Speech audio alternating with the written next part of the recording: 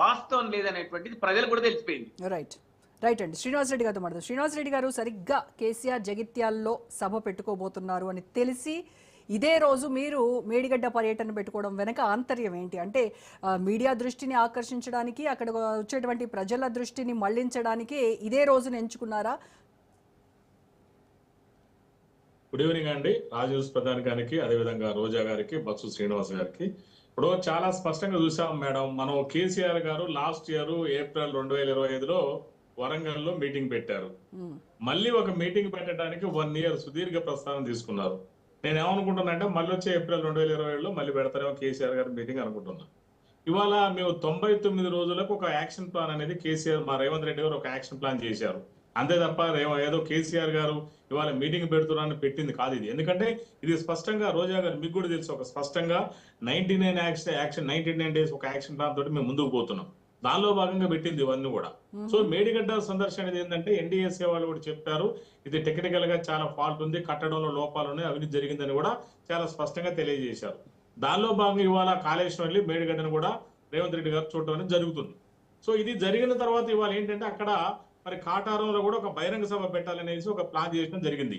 ఈ బహిరంగ సభలో భాగంగా రైతు భరోసా 2వ విడత మొత్తం మీద దాదాపు 5,700 కోట్ల రూపాయలు మొదటి 2 విడతలు కలిపి ప్రజలకు ఇవ్వడానికి, రైతులకు ఇవ్వడానికి కాంగ్రెస్ పార్టీ పూనుకున్నది. సో దానిలో భాగంగా చేసింది తప్ప ఇవాళ వాళ్ళేదో జగిత్యాలలో మీటింగ్ పెట్టుకుంటున్నారని చెప్పేసి ఇవాళ కాంగ్రెస్ పార్టీ మీటింగ్ పెట్టడం కాదు కదండి.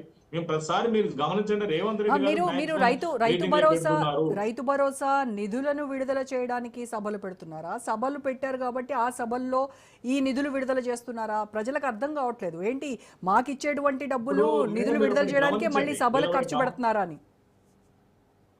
మేడం మీరు ఒకటి గమనించినట్టయితే రేవంత్ రెడ్డి గారు రెగ్యులర్ గా మీటింగ్లు పెడుతున్నారు. మొన్న మధ్యన కూడా మీటింగ్ జరిగింది మేడం, అప్పుడేమో కేసీఆర్ మీటింగ్ ఉంది. ఆ మాటకు వస్తే ఎవ్రీ మంత్ లో ఖచ్చితంగా 1-2 సభలు అనేవి జరుగుతున్నాయి. ఇంటర్వెల్ ఎక్కడ కూడా మీరు దయచేసి రాజు న్యూస్ ప్రధానికం కూడా గమనించండి, రెగ్యులర్ జరిగే మీటింగ్లు. ఇవాళ కేసీఆర్ గారు 1 year తర్వాత ఇప్పుడు వచ్చి మళ్ళీ మీటింగ్ పెడుతున్నారు.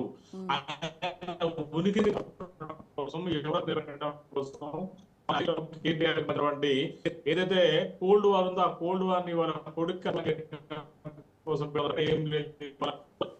రెడ్డి గారు మా పార్టీలో మేము చాలా గౌరవించిన ఆయనకు 11 సార్లు ఎమ్మెల్యే టికెట్ ఇవ్వడం జరిగింది, 3 సార్లు ఎంపీ టికెట్ ఇవ్వడం జరిగింది, అదేవిధంగా ఒకసారి ఎమ్మెల్సీ టికెట్ ఇస్తే కూడా గెలిచారు. సో నాకు తెలిసి భారతదేశ చరిత్రలో 15 సార్లు కాంగ్రెస్ బీఫామ్ టికెట్ ఇచ్చింది కూడా ఒక జీవన్ రెడ్డి గారికి, నాకున్న సమాచారం మేరకు, బెస్ట్ ఆఫ్ నాలెడ్జ్. సో ఇవన్నీ ఏంటంటే ఇవాళ ఆయన జాయిన్ అవుతున్నారు కాబట్టి అక్కడ మీటింగ్ పెట్టుకున్నారు. మేము రెగ్యులర్ పెట్టుకుంటున్నాం కదా. ఇవాళ వాళ్ళు జాయిన్ అయితే ఒక మీటింగ్ వచ్చింది, మాకు అట్ట కాదు కదా. ఎవ్రీ మంత్ రెగ్యులర్ గా ఇంటర్వెల్ ప్రకారం మాకు ఎవ్రీ మంత్ కూడా మీటింగ్లు, రేవంత్ రెడ్డి గారు ఎంత బిజీ ఉన్నా కూడా పార్టీ కార్యక్రమాలు చూసుకుంటూ మీటింగ్లు పెట్టుకుంటూ ఎప్పటికప్పుడు ప్రజలకు ఏం చేస్తున్నారు పార్టీలో, అదేవిధంగా ప్రభుత్వం ఏం చేస్తుంది చెప్పుకుంటూ ముందుకు పోతున్నారు.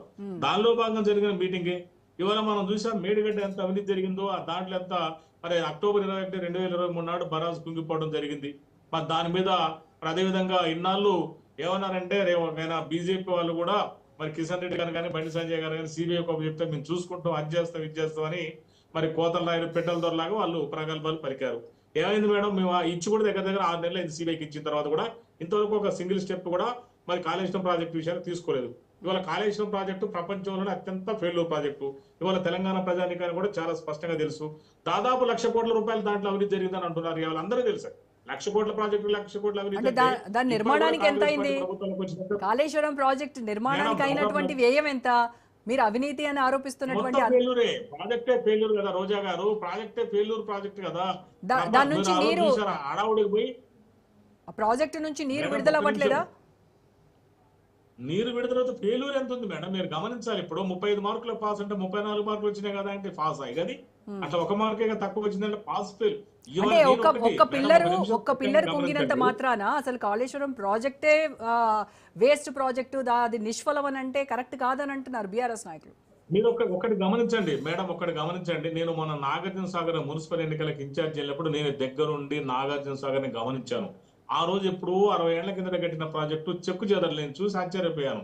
కేసీఆర్ గారు కట్టించినటువంటి కాళేశ్వరం ప్రాజెక్టు సంవత్సరం 2 సంవత్సరాలుగా కూలేశ్వరం ప్రాజెక్టు ఏందని అక్కడ అడిగాను వాళ్ళతో. అంటే ఆ రోజు నెహ్రూ గారు ఎంత స్టాండర్డ్ కట్టించారో చూడండి. ఇంత టెక్నాలజీ లేదు కదండి అప్పుడు. మరి ఇవాళ ఇంత టెక్నాలజీ డెవలప్ అయిన తర్వాత ఇవాళ మనం చూస్తున్నాం మా ఖమ్మంలో కూడా ఆ వేలాడే వంతెన కడుతున్నారు. ఇవాళ టెక్నాలజీ బాగా డెవలప్ అయింది, అందిపుచ్చుకునే ఫండ్స్ కేటాయిస్తున్నారు. దాదాపు 1,20,000 కోట్ల రూపాయలు కేటాయించి మరి కేసీఆర్ గారు ఏం చేశారు? మొత్తం వాళ్ళ ఫ్యామిలీకి ఒక ఏటీఎం కార్డు లాగా కాళేశ్వరం ప్రాజెక్టు వాడుకున్నారు తప్ప ఆయన చిత్తశుద్ధి నిర్మాణం మీద కానీ దాని కన్స్ట్రక్షన్ మీద కానీ ఆయన ఒక అపర భగీరథులాగా అపర ఇంజనీర్ లాగా ఆయనే డిజైన్ చేశారు, ప్లేస్ మార్చారు, కన్స్ట్రక్షన్ ఆయన చేశారు, అన్ని ప్లాన్లు ఆయనే కదా. మొత్తం ఆఫీసర్లందరూ కూడా ఎంక్వైరీలు ఒప్పుకున్నారు కదా. జస్టిస్ పీసీ ఘోష్ కమిషన్ల ముందర కూడా అందరూ ఒప్పుకున్నారు కదా. ఆయనంతటా ఆయనే డిజైన్ చేయడం. మరి ఏమైంది? రిటైర్డ్ జడ్జితో కమిషన్ వేశారు, కేసీఆర్ తో సహా అందరిని విచారణకు పిలిపించారు, మరి 600 పేజీల నివేదిక ఇచ్చారు. ఏం సాధించారు దాంతో? దాని మీద ఇప్పుడు మేము సిబిఐ కేసాం కదండి, దర్యాప్తు చేయమని సిబిఐ కోపం చెప్పాం కదా. మాకున్న పరిధి మేరకు మేము చేశాము మేడం. అల్టిమేట్ ఇది డెమోక్రసీలో according to law through process of law పోవాలి తప్ప వ్యక్తిగతంగా కేసీఆర్ పిలిచి ఉరిశిక్ష చేయడం లేదా శిక్షించడం ఉండదు కదా. ఇలా ఒక చట్ట ప్రకారం ఒక ప్రాసెస్ ప్రకారం పోవాలి. ఆయన చేసిన అవినీతిని చట్టం ముందట before the court before the law నిరూపించాలి. దానికే సిబిఐ కూడా మేము శాంక్షన్ చేసినాం. సిబిఐని కూడా ఈ కేసులో ఎంటర్ చేసినాము కాళేశ్వరం ప్రాజెక్టు విషయంలో. కానీ సిబిఐ ఇంతవరకు కూడా జోక్యం చేసుకోవాలి. మీరు గమనించండి. ఎందుకు చేసుకోలేదంటే బీఆర్ఎస్ బీజేపీ ఒకటే. ఈ విషయం నేను ప్రతి డిబేట్ లో ప్రతి టీవీలో కూడా చెప్తున్నాను. ఇది స్పష్టంగా అర్థమైపోయింది కదా. వాళ్ళందరూ ఇద్దరు ఒకటే అని తెలిసిపోయింది, తోడు దొంగలని తెలిసిపోయింది, అవిభక్త కౌలని తెలిసిపోయింది. ఇవాళ ఇప్పటికైనా కానీ ఇవాళ మీటింగ్ పెట్టడం వల్ల ఒరిగేది జరిగేది ఏమి లేదు మేడం. అదొక రొటీన్ మీటింగ్. ఇప్పుడు మీకు కూడా మరి 2.5 అధికారంలో ఉన్నారు. మీరు అధికారంలో వచ్చిన రోజు నుంచే మీరు అంటున్నారు ఖచ్చితంగా కాళేశ్వరము అవినీతి ప్రాజెక్టు, దీని భరతం పడతాము, దీని వెనకున్న ఎవరున్నా సరే వాళ్ళని తీసుకొచ్చి అరెస్ట్ చేస్తాము, వాళ్ళకి శిక్ష ఇస్తాము అని చెప్తూ ఉన్నారు కదా. మరి 2.5 నుంచి దీని గురించి ఏమీ మాట్లాడకుండా అప్పుడు కూడా మేడిగడ్డ పిల్లర్లు కుంగినప్పుడు కూడా హడావిడి చేశారు తప్ప మళ్ళీ ఏమి లేదు. ఇప్పుడు అత్యవసరంగా ఇదే రోజు ఏప్రిల్ 20నే అటువైపు జగిత్యాల సభ జరుగుతూ మీ సంబంధించినటువంటి సీనియర్ లీడర్ ఆ పార్టీలో వెళ్తున్నటువంటి అక్కసుతో ఇవాళే వెళ్ళి దీని గురించి మాట్లాడాల్సినటువంటి అవసరం ఏముంది? ఇప్పుడు రొటీన్ గా జరుగుతూ ఉంటాయి. రోజుగా ఇవాళ జరిగిందంటే ఇవాళ ఇంకో కార్యక్రమం పెట్టారనుకోండి, ఇవాళ ఈ కార్యక్రమం ఎందుకు పెట్టారన్న దానికి ఏముంటుంది అర్థం? ఏదో ఒక రోజు పెట్టక తప్పదు కదా. ఇప్పుడు కాటారం మీటింగ్ లో మేము రైతు భరోసా నిధులు ఇవాళ 2వ విడత నిధులు వేయాలనుకున్నాము. అక్కడ మీటింగ్ మీరు చూడండి, ఎక్కడ కార్యక్రమం జరిగినా కూడా రేవంత్ రెడ్డి గారు మీటింగ్ కంపల్సరీ పెడుతున్నారు. ఇవాళ రాజధాని ప్రధానికానికి తెలంగాణ ప్రధానికానికి అందరికి కూడా తెలుసు. ఇవాళ 1 సంవత్సరం తర్వాత ఇవాళ రేవంత్ రెడ్డి గారు మీటింగ్ పెట్టారు.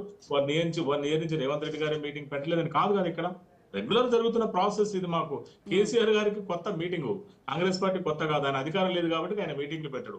మేము అధికారం ఉన్నా లేకున్నా ప్రజల మధ్య ఉంటాం. మేము ఏదైతే చేస్తున్నాం ఆయన ప్రజలకు తెలియజేస్తూ ఉన్నారు. మీరే అంటున్నారు కదా సంవత్సరానికి ఒకసారి పెడుతున్నారు అని. మరి అధికారంలో లేనప్పుడు అవసరం లేదని మీరే చెప్తారు, మళ్ళీ ఎందుకు పెట్టట్లేదని ప్రశ్నిస్తున్నారు. మేడం ఆయన 1 ఇయర్ టైం తీసుకుంటున్నారు ఒక్కొక్క మీటింగ్ కి. మీరు గమనించండి, 1 ఇయర్ అంటే మామూలు మాట. 1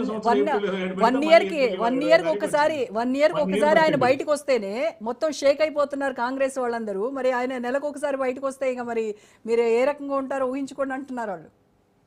ఇది కామెడీ మేడం. మరి ఇది ఆయన బయటకు వస్తే షేక్ అవుతారు, షాక్ అవుతారు అంటాం అనేది అవన్నీ పిచ్చి రోజులు. జనం చాలా అవేర్నెస్ ఉన్నారు. మీటింగ్ పెట్టేంత వలన ఏదో మీటింగ్లు పెట్టేంత మాత్రం జనాలు బెంబేలు ఎత్తిపోయేంత సీన్ లేదు. అవన్నీ గత చరిత్ర. కేసీఆర్ గారి గత చరిత్ర. మీరు కూడా దయచేసి అర్థం చేసుకోవాలి, గమనించాలి. అయిపోయింది వాళ్ళది. జమానా బదలుగా ఇవాళ మొత్తం రేవంత్ రెడ్డి గారు కాంగ్రెస్ సభ ఈ తెలంగాణలో నడుస్తుంది. మనం చాలా స్పష్టంగా చూసాము. వాళ్ళ తర్వాత కూడా గెలవలేదు కదా. మీరు చూసారుగా ఎంపీకి వచ్చే వరకు ఏమైంది? 2024 మేలో 0 చుట్టారు కదా. ఒక ఎంపీ కూడా రాలేదు కదా. ఆ తర్వాత స్థానిక సంస్థల సర్పంచ్ ఎన్నికలలో మేమే గెలిచాం కదా, బంపర్ మీద బంపర్ తోటి. తర్వాత మున్సిపాలిటీల మీద జయకేతనం ఎగరవేశాం కదా. ఎక్కడ వచ్చింది మేడం? పోనీ అల్లే వస్తే మీరు అన్నట్టుగా అబ్బో కేసీఆర్ గారు వచ్చే వరకు వచ్చింది అనుకోవచ్చు. ఎక్కడ వచ్చింది? వాళ్ళు చేసిన అవినీతి కానీ కుంభకోణాలు కానీ ప్రతి ఒక్కరు తెలియజేస్తున్నాయి. గొర్రెల కుంభకోణము, బర్రెల కుంభకోణము, లేకపోతే అన్ని కుంభకోణాలే కదా మనం ప్రతి ఒక్కరు చూస్తున్నాం. మనం ఏం చేసినా కుంభకోణాలు, లంపకోణాలు. కేసీఆర్ గారు పరిపాలనలో 10 సంవత్సరాల కాలంలో కుంభకోణాలు లేకుండా జరిగిందో వాళ్ళు నిజంగా అలా గుండె మీద చేసుకొని చెప్పమనండి మేడం. మనకి తెలుసు నిపుణులను కూడా